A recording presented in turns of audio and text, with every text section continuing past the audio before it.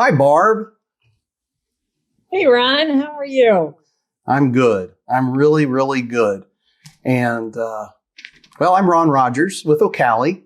And for those who have never joined us before, it's 10 minutes with Barb and Ron. And we certainly hope that you have a great time in 10 minutes. And I'm Barb Green, and 10 minutes flies by. And Ron always has to give me a little signal because I tend to ramble on for a while. So let's see if we can keep this at 10 minutes, Ron. Oh, I think we will. And you've got a great topic. It's about something that I don't know that I've ever experienced having. Ron, it's about your brain. Of course you have your brain. Some people might argue that one. Yeah, well, we have this great Ohio UDL collaborative, and one of our collaborative members, Lisa Arthur, told us about a book that she's been listening to. And so I downloaded that book from Libby, the site that I use. And the book is called Your Brain at Work. It's by David Rock. People can look it up. But anyway, I listened to it one time already. And then Lisa was talking about it the other day, and I thought, I got to go back and listen to that again. So something hit me today when I was listening to it that I just wanted to talk about, because it does tie to UDL and it does tie to our educational system. So you want to hear a little bit about what it's about?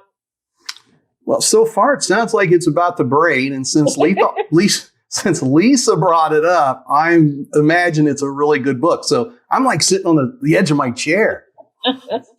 So the book was written to help people at work think about and understand how their brain works. But I'm right away taking it to how we can help kids and in the educational setting.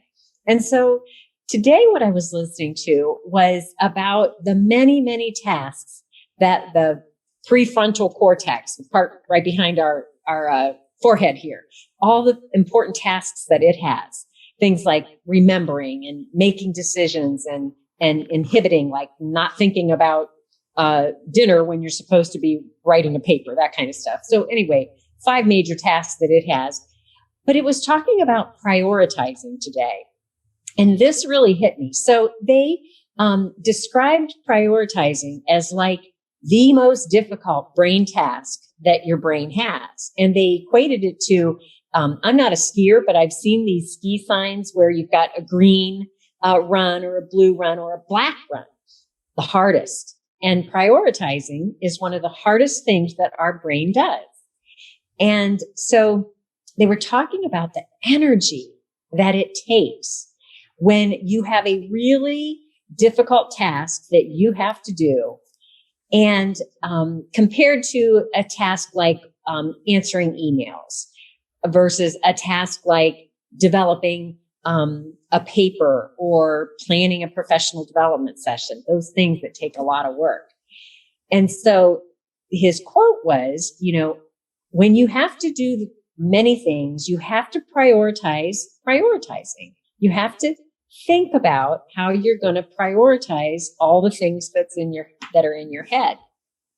And so one of the things that he talked about is selecting the best time of day that you know for yourself, because it's individual for people, that you can really consciously think about and work on something. So I'm going to ask you a question, Ron, what's your best time of day when you're really having to tackle something difficult?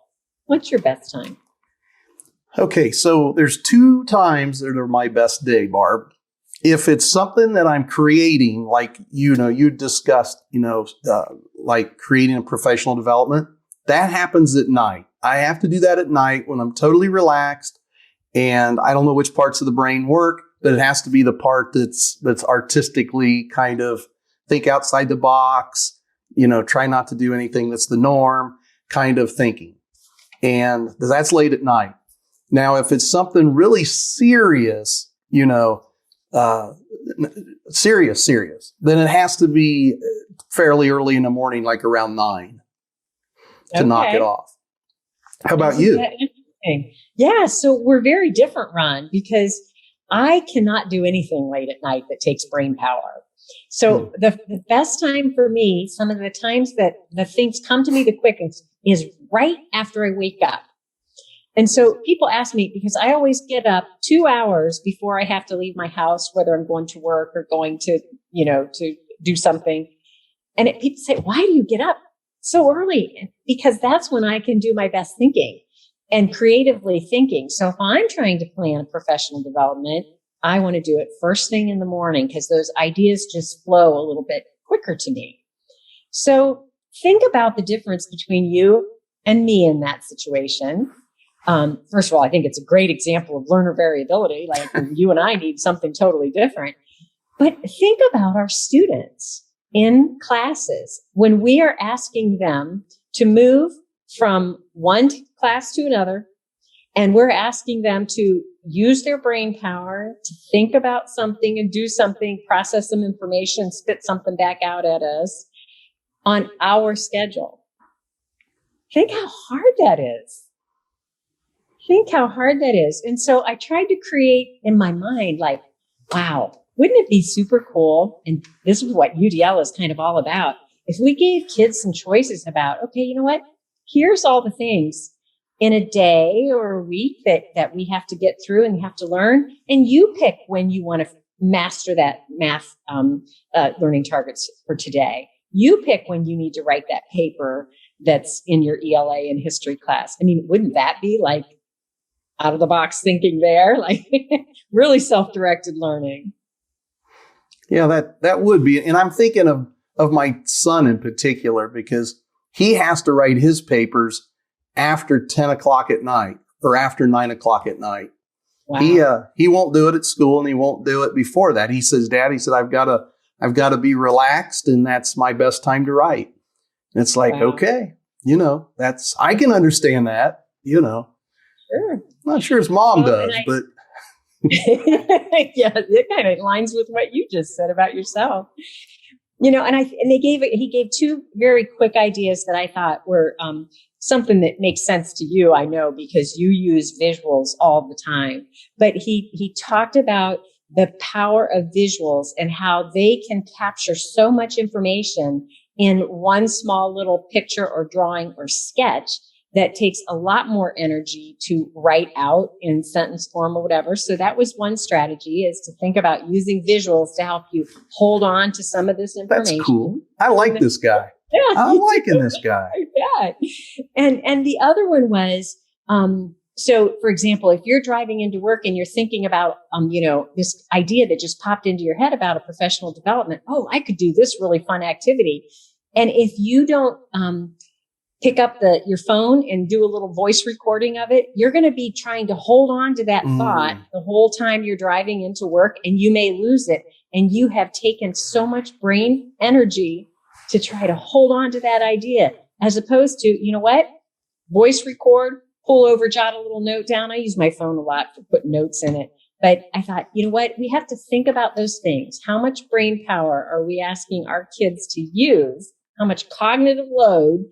And how can we give them some of these simple little tools to help them keep the energy just right in their brain? So those are my thoughts today from that book that I listened to on my way into work, Ron.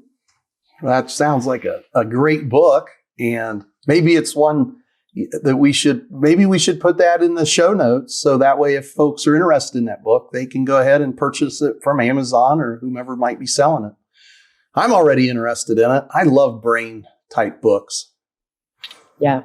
And they take it from a scenario so that you follow this couple and they give examples of them at work or at home, and take one. And then once they learn a little more about their brain and some things that they could do, a take two. And so it's kind of a neat way to show these ideas in practice. And apparently there's a new and revised edition out that I don't have. I bought the old version. I didn't realize there was a new one out there. So yeah, we'll put it in the show notes. And you know what, Ron, with that, Barb is out.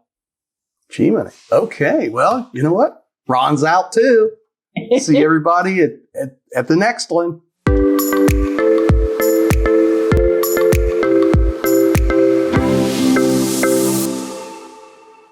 YouTube, please subscribe.